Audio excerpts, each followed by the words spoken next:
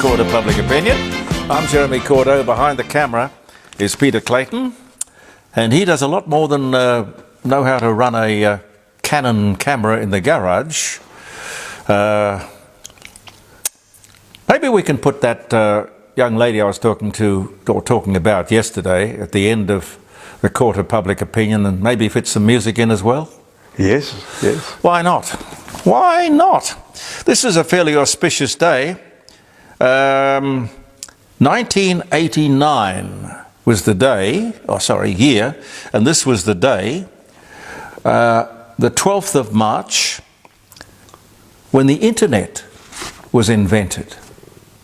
The internet. I cannot imagine one thing that has more revolutionized the world than the internet. Absolutely extraordinary what it has done. I'm sure there are some bad things, but by and large, the man who invented it has passed it on for the people of the world to enjoy, and I guess if he had patented it or, in some other way tried to monetize it, he could have ended up an extraordinarily wealthy man, but he chose not to. Bless you, sir. Now, speaking of money, we're going to be slugged up to $436 extra each year after the Albanese government approved some of the biggest price increases in years, not announced before the Dunkley by-election when the approval was given. Oh no, they waited till just after. This is the increase in health insurance premiums. There goes at least half the benefit of the recent tax cuts. The rest will be gone thanks to the recent hike in alcohol, tobacco and petrol excise, which goes up relentlessly every 6 months. Health insurance and excise are both under the total control of the federal government. And correct me if I'm wrong, are they not always talking about the problems of the cost of living on the everyday Australian? What a lot of hypocritical nonsense. And this one takes the cake. Tony Burke. Tony Burke. We're going to talk about this at length on Friday, but I'll give you the nub of it now if you haven't heard the basic story. Tony Burke, the champion of the working man and woman, part of this Labor government, who, as I said a moment ago, is always concerned for our cost of living. And I thank the Sydney Telegraph for alerting us here in the Court of Public Opinion to this story. This is truly amazing. The year is 2022, a couple of years ago. And Tony Burke, senior Labor frontbencher, and one staffer spend 4 days in the United States of America, travelling business class, hire cars, accommodation. Now, near as I can figure it from the story, one barbecue lunch and a couple of dinners. $59,820. Nearly $60,000. And nothing, as I understand it, to show for it. Not one question asked of him. Where's the opposition? Or are they there with their snouts in the trough as well? It seems he doesn't have to justify a single cent of that expenditure. And they profess to be concerned about our cost of living. Now, the Libs could win the next federal election with a commitment to clean up this shocking, hypocritical, wasteful self-indulgence. And as you look at your bills and as you stretch the money out for another few days, remember Tony Burke's $60,000 4-day American break. that we paid for. Truly, truly, ladies and gentlemen, disgraceful. There's a campaign on at the moment, you might see it on free-to-air television, that's where I saw it, to support basically that, free TV. You know, by that I mean the 9, 7, 10s and 2s. Not that 2 is free, I mean 2 is paid for by the taxpayer, they get $1 billion of taxpayers' money. Now I agree with their campaign. Pay TV, if it were to work, if we were moved slowly and painlessly over to paying for our television on a weekly or monthly basis, it would be a financial bonanza.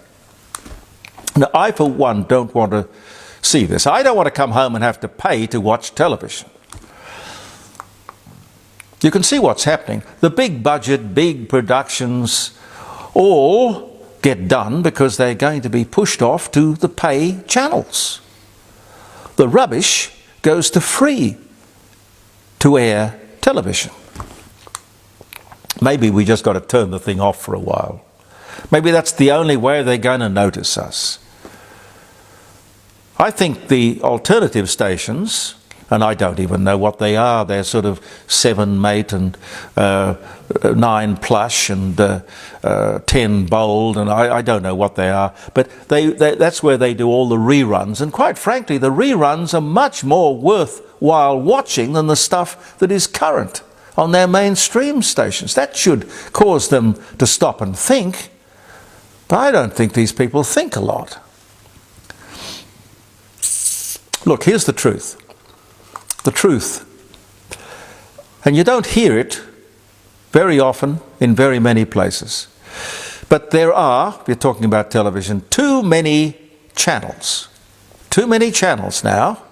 Too much choice and not enough audience to make financial sense. Nobody gets a big enough slice of the pie to make any financial sense. These people should know this. It's called MAD, MAD, Mutually Assured Destruction. These people are used to making money with this business model, but not in the Australian market with 27 million people. If you got 340 million people, yeah, I guess you could do that. But these guys in Australia are bleeding cash all over the place. And that's the truth. Don't know what they're going to do. This Trump story gets more and more interesting, particularly in the court of public opinion. A huge financial finding against Trump. This time it was a defamation case. Why? Well, it seems because he denies raping this woman, he defamed her. What? What? Isn't that his right? To defend himself and to tell the truth as he sees it? Saying I didn't do it is defamation? What's defamatory about saying I didn't do it?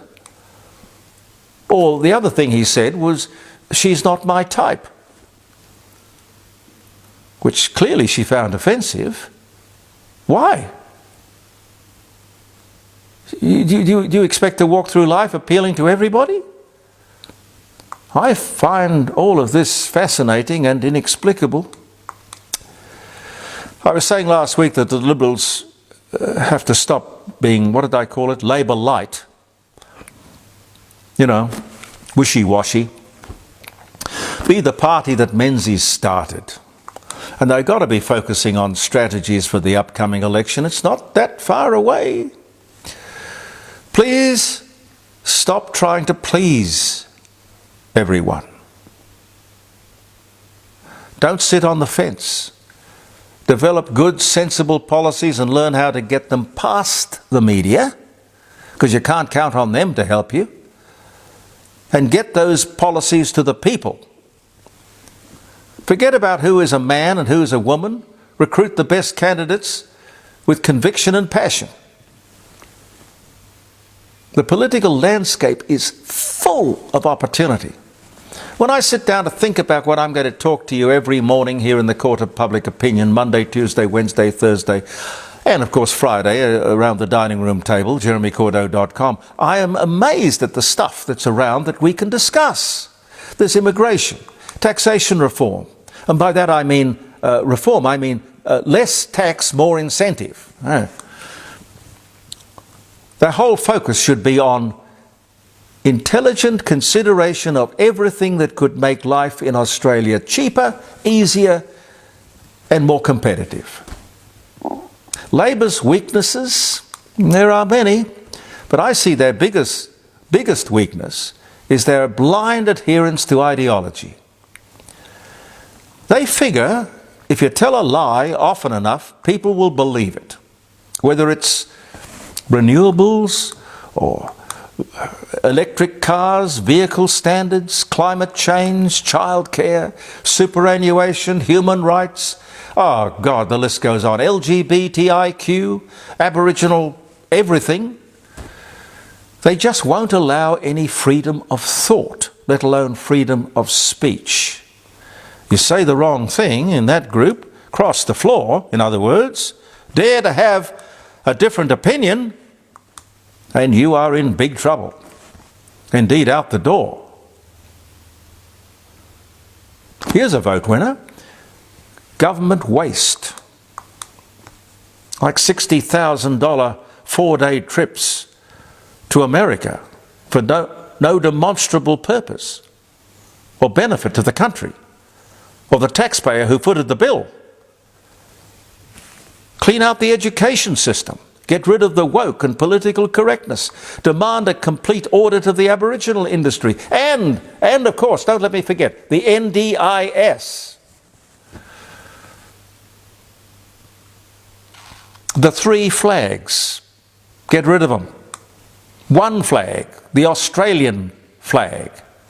No more welcome to country. The Libs could develop policies to make people more self-reliant and independent of government interference. In other words, elect us and we'll leave you alone.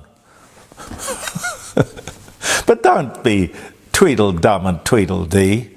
Offer something different and then sell those differences as being a way to advance our way of life and our quality of life.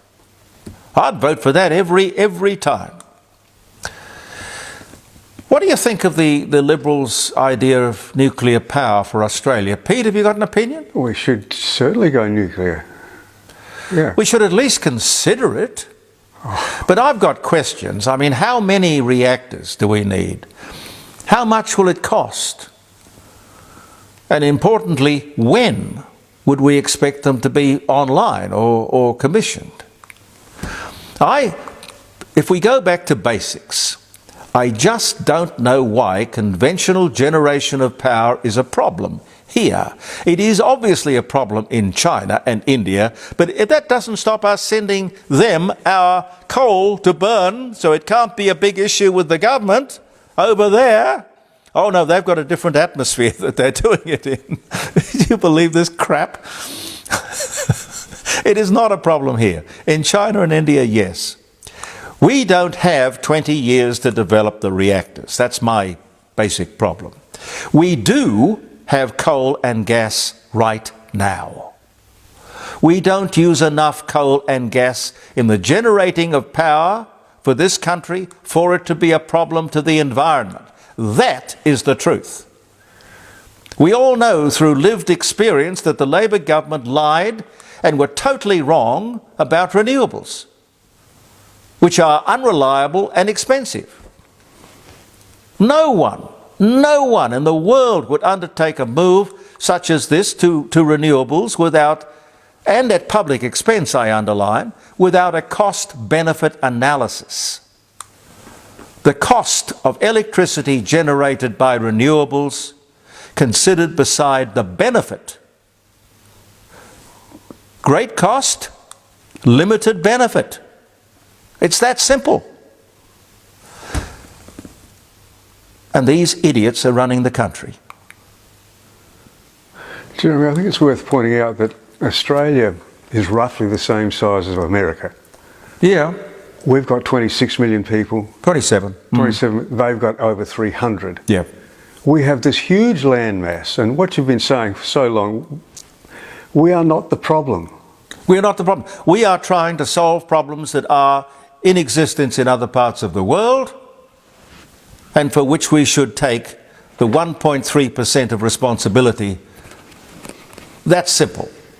But we do not disrupt and destroy our economy and put our families in peril, financial peril, for something that doesn't exist for us. I really believe it. How much time have I got, Pete? Yeah, a bit. Sam Kerr,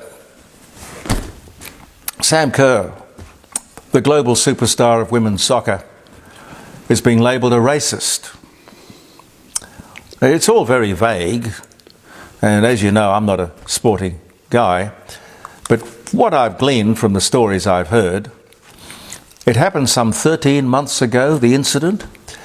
A big night out, she threw up in the back of a taxi and then argued with the driver over the fare because he wanted to charge her extra to have the cab cleaned, which I would think pretty fair and reasonable. She wouldn't pay. The police intervened.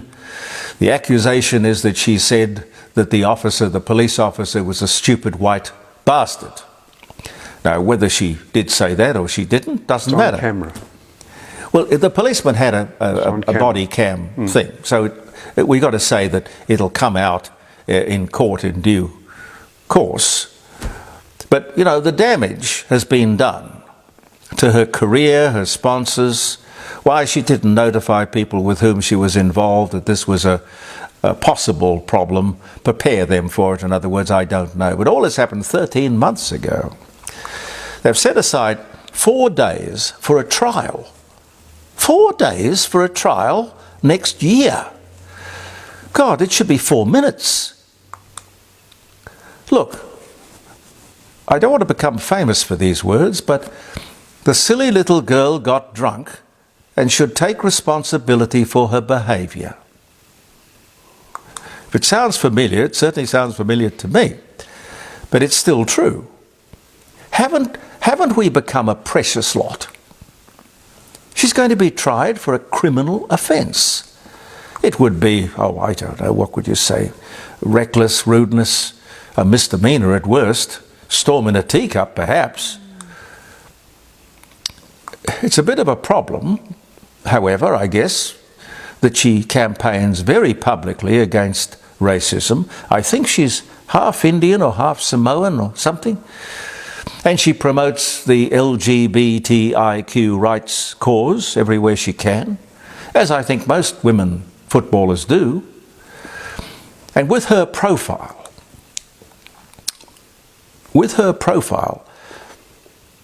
you would have to simply watch everything you said and did. You'd be very silly or very drunk to call a policeman a stupid white bastard in public. But in all honesty, I guess that in the time between now and next February, when the thing is meant to go before a judge, the charges will be dropped long before next year. The interesting thing for me, Jeremy, was that the premiers of WA and New South Wales said that wasn't racist. Yes, I did see that. We were talking about it round the table on Friday morning. Okay. You know, they said, you know, that calling somebody a white bastard is not racist. If you called him a black bastard, it would be racist, which infers that there is something insulting about being black, which in itself is incredible. Why would these people promote the idea that being black was a problem? Just treat all people the same. For God's sake. Oh yes, I mentioned at the beginning of the show the internet was invented on this day in 1989. The foundation stone was laid for the Parliament House in Canberra. That was the old Parliament House, mind you. The new one doesn't seem to have, I don't know, the soul or something. Something's wrong with the new one. It's too modern. It's all designed to sort of blend into the side of a hill, which I guess is Modern, but it's certainly not a landmark. Cost $1 billion to build that. God knows what it would cost today. Probably costs $1 billion a year to run today, I would think. George Westinghouse died. He was the inventor of the air brake, 1914. The foundation stone for the Parliament House, by the way, was laid in 1923. Dr. Ann Summers was born in 1945. We're the same age. I think it was Dr. Ann Summers. I must check that up. I remember she agreed to do an interview with me. Now, perhaps I shouldn't tell you the story till I've checked up on it. But anyway, I'll tell you this story. I'll qualify it later. But let's just say a famous feminist, well-known Australian feminist, agreed to do an interview with me, Pete, on 5DN many years ago. And then when she came on air, she said, "You're a man." And I said, "Yes." "Thank you for noticing." She said, I don't talk to men. And I said, "Well, now I've got you on the line, and we've lined you up, and all, you won't." My producer, Anne Forward, how about I get Anne to come in and do the interview? Would you talk to a woman? "Oh yes, I talk to women, but I don't talk to men." Can you imagine what would happen if a man said, "I don't talk to women. Can't talk to women"? You'd be in serious trouble. Anyway, I'll look that up. You got me curious now. Oh, yeah. Turn the camera off. Oh, they're fun times. But I won't slam Ann Summers over it because maybe it wasn't her. But I'll check it up. Barry Hall started at 5DN on this day in 1951. Barry's still going. He's well into his 90s. Great musician and great man of radio. Jim Sharman, former artistic director of the Adelaide Festival and original producer of Hair in Australia for Harry M. Miller, was born 1945, same year.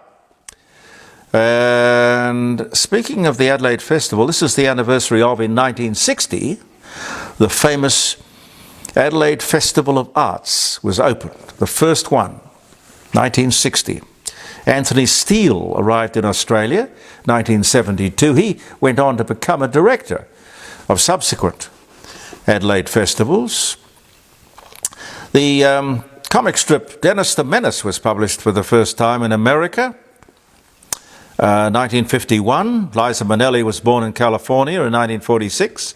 Gordon McCrae was born in East Orange, New Jersey, 1921. Oklahoma, Carousel, The Desert Song. Great voice, Gordon McCrae.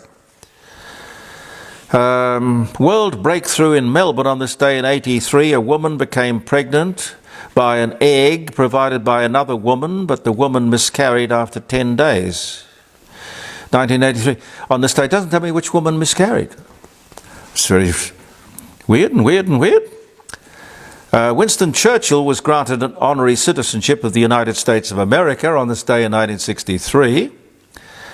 Johnny Young was born in 45. 45 was a good year, Pete. It was. Oh, yes. James Taylor was born in 1948. Right? 1948. Paul Weston was born. Paul Weston, he was a great man of music. He was born 1912. Paul Weston. He was married to someone famous. I must look that up as well. Paul Weston. Barbara Feldon was born in 1941. General Suharto was sworn in as an acting president of Indonesia after President Sukarno was stripped of authority in 1966. And Ainsley Roberts had a 79th birthday on this day in March 12 it was, yeah. Thank you very much for viewing the Court of Public Opinion, ladies and gentlemen. What have you got to round up the show with? Oh yes, the young lady who's going to sound The young off. lady, and I'll find a song. And Harry Joyner, I thank Harry for sending me this. I think this young lady is gifted. She talks a lot of horse sense. And we'll find a nice piece of music to end the show with as well. We'll see you tomorrow. I'm Jeremy Cordeaux. Thank you for viewing the Court of Public Opinion. Peter Clayton behind the camera. Believe in yourself, and goodbye for now. I never dreamed that I would have to face the prospect of not living in the United States of America, at least not the one I've known all my life. I've never wished to live anywhere else. This is my home, and I was privileged to be born here. But today I woke up, and as I had my morning coffee, I realized that everything is about to change. No matter how I vote, no matter what, I say something evil has invaded our nation, and our lives are never going to be the same. I've been confused by the hostility of family and friends. I look at people I've known all my life, so hate-filled that they agree with opinions they would never express as their own. I think I may have, entered the twilight zone. We become a nation that has lost its collective mind. You can't justify this insanity. If a guy pretends to be a woman, you're required to pretend with him. Somehow, it's un-American for the census to count how many Americans are in America. Russians influencing our elections are bad, but illegals voting in our elections are good. It was cool for Joe Biden to blackmail the president of Ukraine, but it's an impeachable offense if Donald Trump inquires about it. 20 is too young to drink a beer, but 18 is old enough to vote. People who have never owned slaves should pay slavery reparations to people who have never been slaves. People who have never been to college should pay the debts of college students who took out huge loans for their degrees. Immigrants with tuberculosis and polio are welcome, but you better be able to prove your dog is vaccinated. Irish doctors and German engineers who want to immigrate to the U.S. must go through a rigorous vetting process, but any illiterate gangbangers who jump the southern fence are welcome.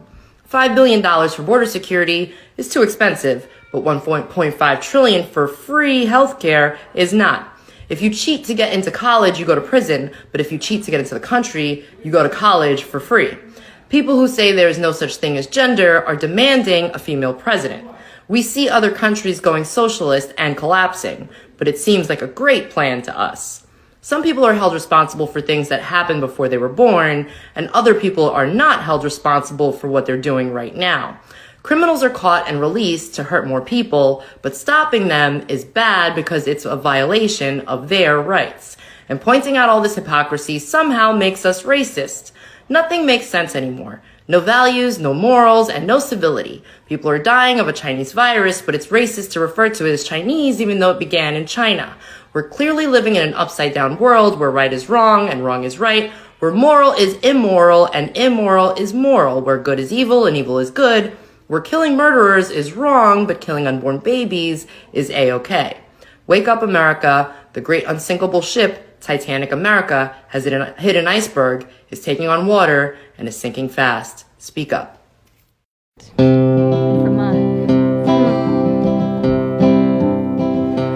day your mother went to a prison to see a precious son. She told the warden how much she loved him. It did not matter what he had done. She did not bring to him a parole of pardon free. She brought no son, none to see. It was a halo sent down from heaven, like the sweetest gift, a mother's smile.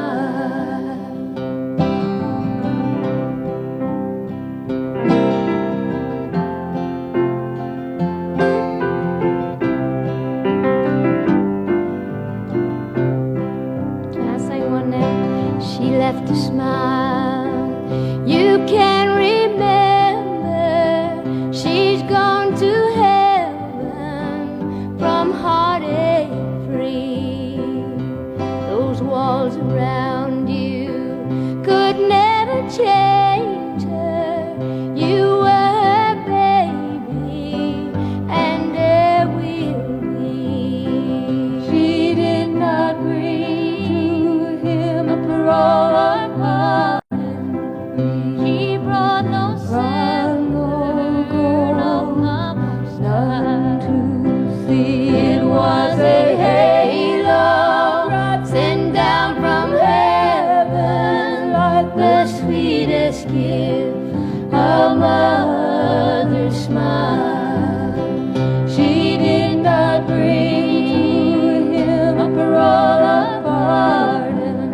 She brought no silver or smile. It was a halo sent down from heaven, the sweetest gift, a mother's smile, the sweetest gift, a mother's